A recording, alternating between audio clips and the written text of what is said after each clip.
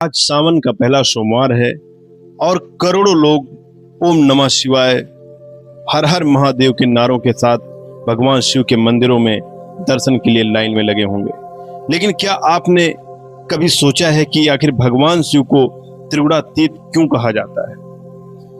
क्या शिव केवल एक देवता हैं या फिर पूरे ब्रह्मांड के उस नियम का प्रतीक हैं जो जीवन, मृत्यु, समय और चेतना सबको एक साथ जोड़ता है?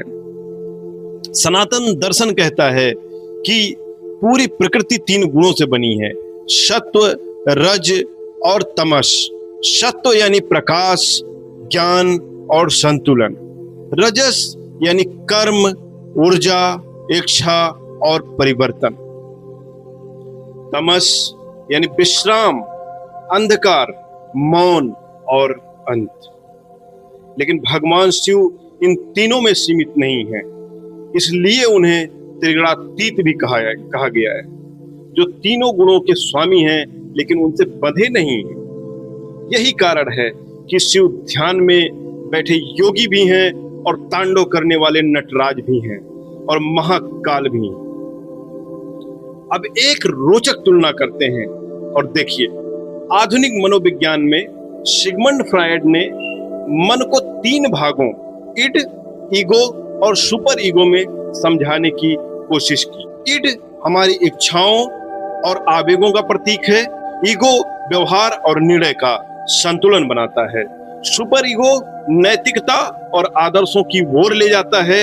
यह सत्व, रजस और तमस का वैज्ञानिक प्रमाण नहीं है, लेकिन यह दिखाता है कि अलग अलग सभ्यताओं ने मनुष्य के भीतर मौजूद विभिन्न प्रवृत्तियों को समझने के लिए 3 स्तरों की कल्पना की। इसी तरह विज्ञान कहता है कि पदार्थ परमाणुओं से बना है और परमाणु में प्रोटॉन, न्यूट्रॉन और इलेक्ट्रॉन होते हैं। यह कहना सही नहीं होगा कि यही 3 गुण हैं, लेकिन यह समानता सोचने पर मजबूर करती है कि जटिल संसार को समझाने के लिए इंसान बार बार मूल आधारों की ओर क्यों लौटता है। रंगों की दुनिया में 3 मूल प्रकाश रंग, रेड, ग्रीन और ब्लू, मिलकर हजारों लाखों रंग बनाते हैं। भौतिक दुनिया को हम लंबाई, चौड़ाई और ऊंचाई में नापते हैं, यानी इन्हीं 3 आयामों में देखते हैं। जल भी 3 प्रमुख अवस्थाओं, बर्फ, पानी और हवा, यानी ठोस, द्रव और गैस 3 अवस्थाओं में विद्यमान है। शायद इसी कारण भारतीय ऋषियों ने भी प्रकृति को 3 मूल प्रवृत्तियों में समझाया। और अब बात करते हैं ओम की। ओम केवल एक शब्द नहीं, एक कंपन माना गया है।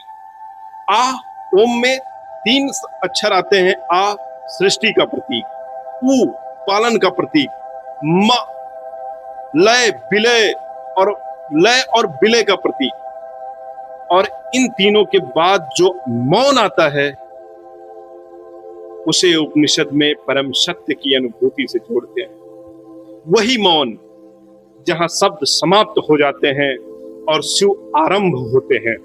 शिव की तीसरी आंख केवल विनाश की नहीं, जागरण की आंख है। 2 आंखें संसार को देखती हैं, तीसरी आंख सत्य को। इसलिए भगवान शिव शमशान में भी हैं और कैलाश पर भी। वे मृत्यु में भी हैं और जीवन में भी। वे विनाश में भी हैं और नई सृष्टि की संभावनाओं में भी। इस सावन के पहले सोमवार जब आप ओम नमः शिवाय कहें तो केवल एक मंत्र मत बोलिए। याद रखिए, शिव किसी मंदिर में कैद देवता नहीं। वे हर श्वास में, हर मौन में, हर परिवर्तन में और हर अंत के बाद होने वाली नई शुरुआत में बसते हैं। बोलिए हर हर महादेव, ओम नमः शिवाय।